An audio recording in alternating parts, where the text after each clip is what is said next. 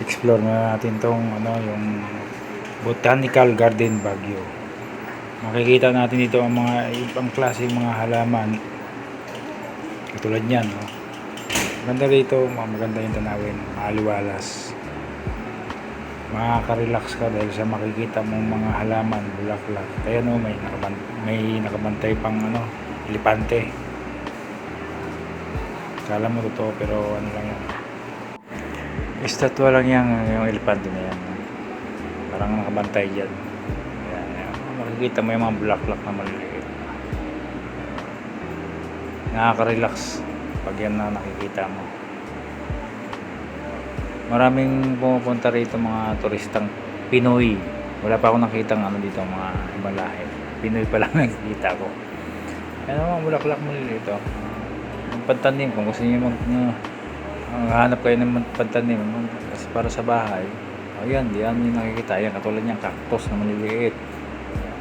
Meron pang parte dyan na puro cactus talaga yung nakikita nyo na iba-ibang klase na hindi nyo nakikita sa mga bilihan ng mga halaman.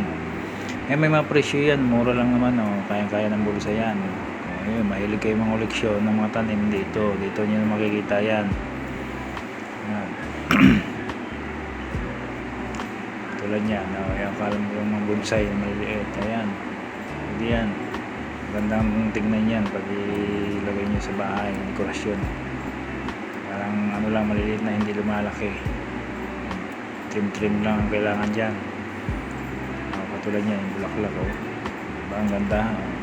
May halaga 150 pa. Kita nyo naman, ayun, galing.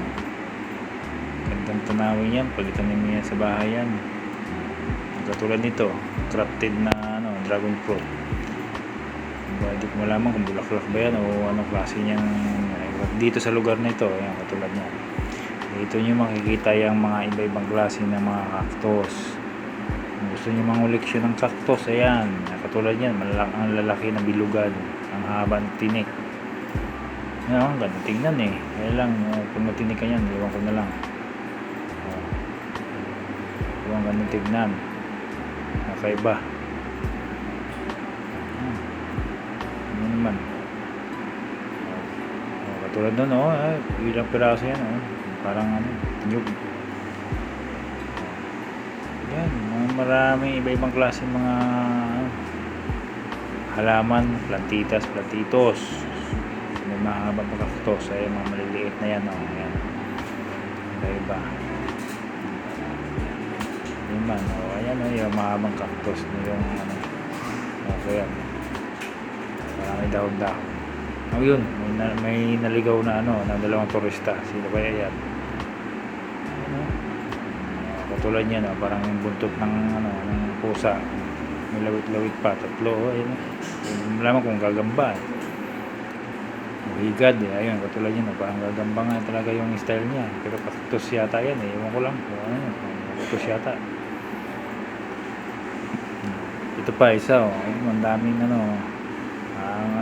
gagamba ang style niya, pero cactus yan ayan, ito may parang akala mo mga bulati, higad ang style kasi mga balahibo. Ayan, may maliliit, ayan, kikita nyo yan, iba-ibang klase. Ang ganda tignan kasi cactus kadalasan nakikita natin yung malalaking mahaba. Ito maliliit, bilugan, maliliit na akala mo pungkos. Ayan, akala mo bulak, kaya yan, nakaiba siya, puti. Yan, parang ito din, parang siyang pugita octopus. Ayan, yung style niya. Ayan, yun pa, ayan, kakaiba design yan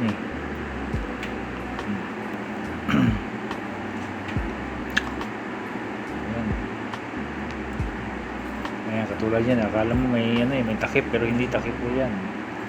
Yung yan hindi ko malaman kung bulaklak ba yun o bunga yung dulo niya yan akala mo may takip. Kung hindi mo titignan maigi, dadaya ka. Dito, balik tayo dito sa mga lamang maliliit. Yan, nakaka-relax kung yan ang lagi nakikita mo sa harapan mo.